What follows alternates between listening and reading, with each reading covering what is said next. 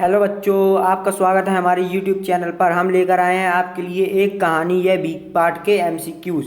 तो आइए इन्हें सॉल्व करते हैं बिना किसी समय को बर्बाद किए, क्योंकि आपकी क्लास 10th है और हमको पता है कि आपकी क्लास 10th बोर्ड है। तो आइए इन्हें सॉल्व करते हैं। पहला क्वेश्चन है हमारा, मनु भंडारी का जन्म कब और कहाँ हुआ था। इसके अंतर्गत ऑप्शन पहला है हमारा 1905 भिंड में, ऑप्शन बी सन 1931 भानपुरा में, ऑप्शन सी सन 1942 दिल्ली में और ऑप्शन डी 1915 चंदला में। सो इसका राइट आंसर हो जाएगा ऑप्शन बी 1931 भानपुरा में। और 1942 में क्या हुआ था, भारत छोड़ो आंदोलन। 1942 में भारत छोड़ो आंदोलन, आप समझ लेना। बाकी 1942 में भारत छोड़ो आंदोलन हिस्ट्री का है ये।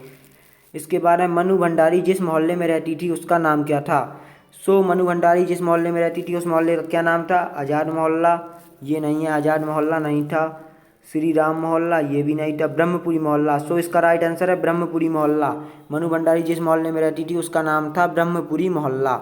इसके बाद ऑप्शन तीसरा है हमारा, वो प्रश्न तीसरा है हमारा, मनु भंडारी के पिता को किसके हाथों विश्वासघात मिला था। अपनों के हाथों, ऑप्शन ए, ऑप्शन बी पराये के हाथों, ऑप्शन सी मन्नू के हाथों, ऑप्शन डी गांव वालों के हाथों।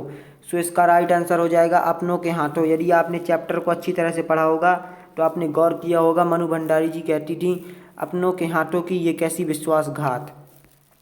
इसके बाद है प्रश्न 4, मन्नू के पिता रसोई को क्या कहकर पुकारते थे।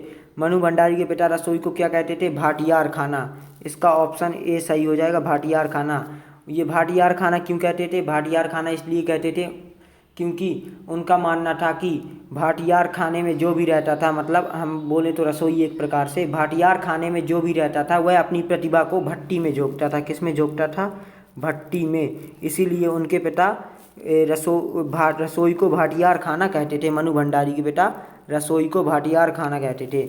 मनु भंडारी की शादी किसके साथ हुई थी, राम बाबू के साथ, राजेंद्र के साथ, गोपाल के साथ, शंकर के साथ। सो गाइज मनु भंडारी की शादी किसके साथ हुई थी, राजेंद्र के साथ। इन्होंने हंस पत्रिका का क्या किया था, संपादन। हंस पत्रिका का संपादन भी किया था राजेंद्र प्रसाद ने या राजेंद्र यादव ने।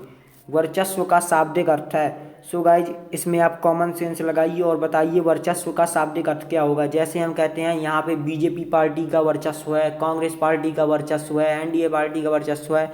सो इसका राइट आंसर हो जाएगा वर्चस्व का दबदबा। दबदबा यहाँ पे हमारे यहाँ पे बीजेपी पार्टी का भी प्रेजेंट में दबदबा है।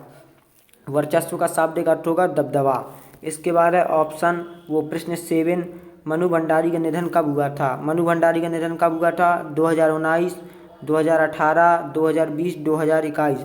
सो गाइस इसका राइट आंसर है 2021। मनु भंडारी का जन्म हुआ था 2021 में। और 2019 में किसका हुआ था, स्वयं प्रकाश जी का। स्वयं प्रकाश जी का कब हुआ था, 2019। स्वयं प्रकाश 2019 और 2021 में मनु भंडारी का। 2021 में मनु भंडारी और 2019 में स्वयं प्रकाश जी का। इसके बाद है हमारा 8वां क्वेश्चन, एक कहानी यह एक है। आत्मकथा, आत्मकथ्य, कहानी, निबंध। एक कहानी यह भी आत्मकथा है क्या, नहीं, आत्मकथा नहीं है। ये आप पक्का गलत करके आओगे अगर पेपर में होगा। इसका राइट आंसर है आत्मकथ्य।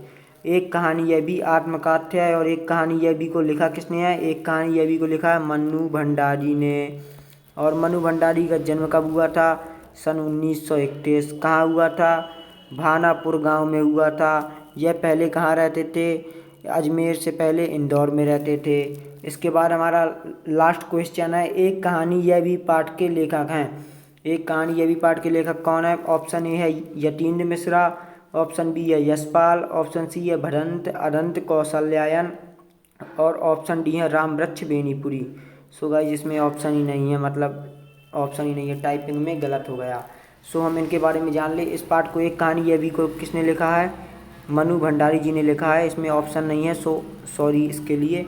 पर यतीन्द्र मिश्रा के बारे में जान ले। यतीन्द्र मिश्रा का जन्म अयोध्या में हुआ था। इन्होंने एक पुस्तक लिखी गिरिजा, गिरिजा बहुत फेमस पुस्तक है गिरिजा। और इनका जन्म कहाँ हुआ था, अयोध्या उत्तर प्रदेश में हुआ था यतीन्द्र मिश्रा का जन्म।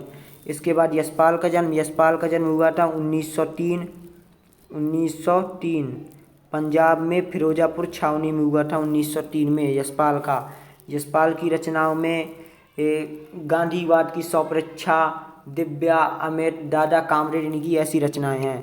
इसके बाद भदंत अदंत कौशल्यायन। भदंत अदंत कौशल्यायन के बचपन का एक नाम है हरनम दास। हरनम दास इनके बचपन का नाम है, ये आप याद रख लेना, इम्पॉर्टेंट है, हरनम दास। इन्होंने कौन सा पाठ लिखा? सब इन्होंने लिखा पाठ है संस्कृति, जो हमारे मतलब पुस्तक में है इनका पाठ संस्कृति। संस्कृति। इसके बाद लास्ट ऑप्शन है रामवृक्ष बेनीपुरी। रामवृक्ष बेनीपुरी को क्या कहा जाता है? कलम का जादूगर। कलम का जादूगर, कलम का जादूगर आप समझ लेना, कलम का जादूगर। और इनका जन्म कब हुआ था? 1899 में। कहाँ हुआ था? बिहार के मुजफ्फरपुर ज़िले में हुआ था। बिहार के मुजफ्फरपुर ज़िले में हुआ था। सो गाइज, यदि आपने वीडियो को लास्ट तक देखा तो थैंक यू। और ऐसे MCQ देखने के लिए हमारे चैनल को सब्सक्राइब कर लीजिए, जो आपके बहुत काम आएंगे लास्ट टाइम।